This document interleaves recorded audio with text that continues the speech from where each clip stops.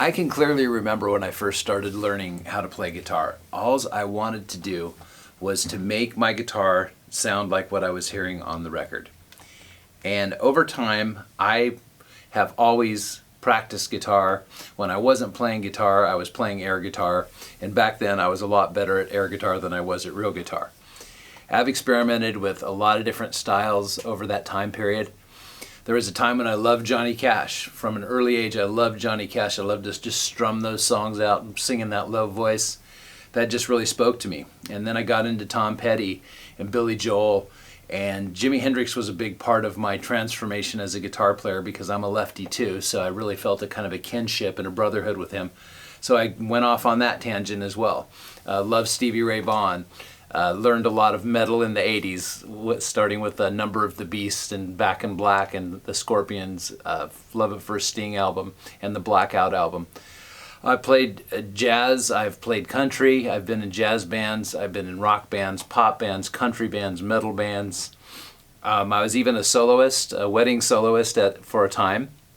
So I've played a lot and I've learned a lot. I've learned a lot of what to do and what not to do.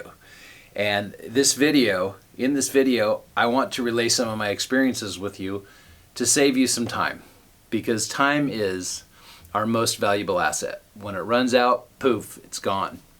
So in celebration of our most valuable asset, time, here's some things that I learned that I think that you could benefit from and help you to save some time as you're learning guitar and become a better guitar player faster. Number one is rhythm. Establish a sense of it now. It will serve you so well if you're just getting started on guitar and you want to know the main thing that you can work on. It's rhythm. Just scratching out notes.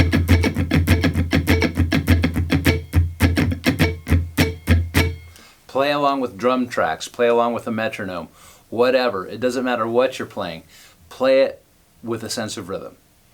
And that will serve you a long way. It doesn't matter how complex of a thing you're playing if you're not playing it in time. It doesn't matter. You're not hitting the core of what music is. And at its core and at its most primitive level, I believe, it's all about the rhythm. Second, use your ears. Don't always rely on tabs. Now, when I was growing up, we didn't have tabs or the YouTube. What I would do is I would play an album, yes, an LP, and I would play the first 3 seconds of it.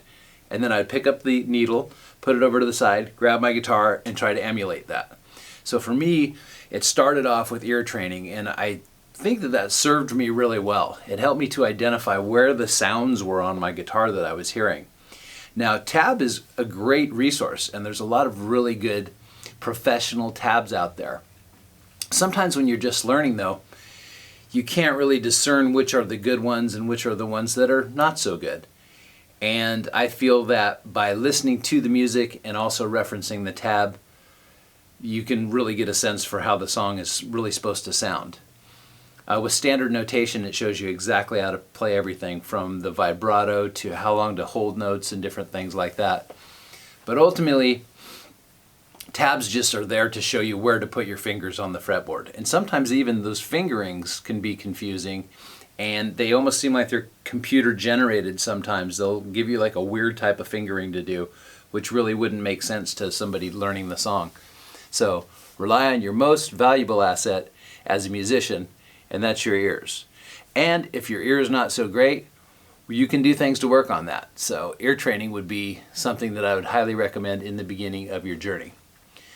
Third, commit to it. Just decide you're going to play. You're going to save yourself a lot of time by not starting and stopping and starting and stopping and starting and stopping. Every time you start, you want to keep a consistent gradient growth pattern. And that's not to say you're not going to get burnt out and you're not going to go through highs and lows, but commit to the process of learning. Enjoy the process. That goes for anything in life. Oftentimes I think we can get wrapped up in the result that's supposed to happen or the goal we're supposed to hit, such as learning the song, learning to play it well. That could be a goal. But the steps that you have to take in order to do that, that's where the juice is. That's where the genuine happiness should lie. And if you can kind of change your mindset to be okay with that, I think it'll serve you, save you some time, and help you get better faster. Then learn what the notes, number 4 is learn what the notes on the fretboard are. I didn't do this in the beginning, and it handicapped me a bit. It kind of held me back, not knowing those notes, because when you know the notes, it helps you if you want to go into theory, if you want to learn a little bit of music theory, which I'll talk about later. It also helps you to understand how notes are laid out on the fretboard. G, G, G, G. You can find your octaves. You can kind of navigate your fretboard more clearly when you know what the... Imagine you're going down a road and you have street signs which tell you which way to go. If you understand the street signs and somebody tells you, take a right on Elm Street, when you hit Elm Street, you're going to know. So the same thing when you're learning guitar and a teacher or maybe a piece of music tells you to play a G note, you know right where that is. And you'll also understand the concepts of sharps and flats, and it's just a real interesting process. And you don't really have to go, I don't think you have to go crazy into theory in order to become a good guitar player, but learn a little bit of music theory. Basic things like finding out what key a song is in, finding out what scale is being used. Now, I caution people to not get too wrapped up in theory because it can seem like a daunting task. It could seem like this endless course of study that you never really get to the end of. But if you learn a few simple core concepts, it'll take you a long way and really help you in your learning and your playing. And if you're going to start playing with other musicians, you can more freely express the ideas that you want to convey to them. So learn a little bit of music theory. Let's see, be okay with not sounding good at first. Be okay with that. Be okay with playing something simple over and over again till it sounds good. Be okay with being slow. Be okay with your fingers hurting.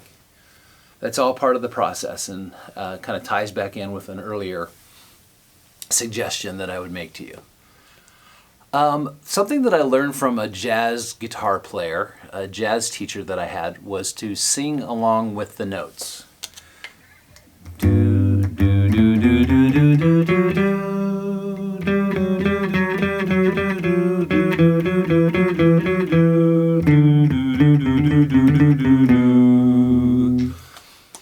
I believe that creates this really cool connection between your brain, just your whole vocal track, and it comes right down here and it vibrates on your guitar. It just creates this really cool, like, multiple pronged connection. And that will, I believe, to help you to the point where if you can hum something, this is something that I believe, if you can hum something or whistle it or do the guitar sound, you know, with your mouth, that you can replicate it on your fretboard. So it's a great way to connect with your instrument, and also, who knows, you may find out that you're a good singer as well. And if you can't match the tone on your guitar, that's all right too. That kind of ties back in with the ear training, getting used to listening to something, and you don't have to sing the note or sing along with the song. You just got to perhaps learn how to hum out a few notes and understand what that sounds like. Let's see, get all of your fingers involved early. A lot of the students that I have, I will, from a very young age, from almost the first or second lesson, I'm trying to get them to understand that they have these 4 fingers to use. And the thumb, actually. Really, the thumb comes in play sometimes too. You can use the thumb to come over the top. But avoid letting your pinky just kind of hang out like it's on unemployment or something like that. We want to engage that Twinkie or that pinky to become one of the stronger fingers on the fretboard or on the hand. So here's an exercise that I do all the time, and I teach my students to do the same thing. It's super simple, and it just really engages all of those fingers and engages the synchronicity between the pick or your strumming hand and these fingers here. So it's as simple as this.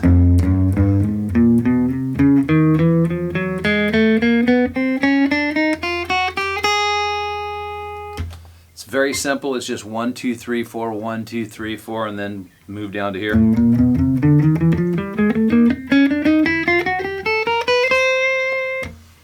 So there's more that goes into that exercise, by the way, but just from a simple standpoint on ways to get your fingers moving and to get that coordination down, that is a really good exercise to do it. And those are just some tips that I have for y'all who are trying to learn how to play guitar, or maybe you've been playing for a while and you're wondering why you're stuck and you want to get better. I've created a course which you can order by going down to the link below, and it goes over all of my experiences as a guitar player, the different styles that I've learned. It goes through scales, it goes through specific techniques, it helps with different practice mindsets. There's a section in there that helps you to learn how to practice, what to practice, how to structure your practices, how to know if you're on the right track, and just my system for learning, which has served me well and which has grown over the years and evolved. So just go ahead and click that link below if you're interested in more. If not, that's cool too. I'll have some more free videos coming up on YouTube and various social media platforms to just keep you in the loop on what I'm learning, because I want to shoot that back out to you guys in order to help you to save some time and become a better guitar player.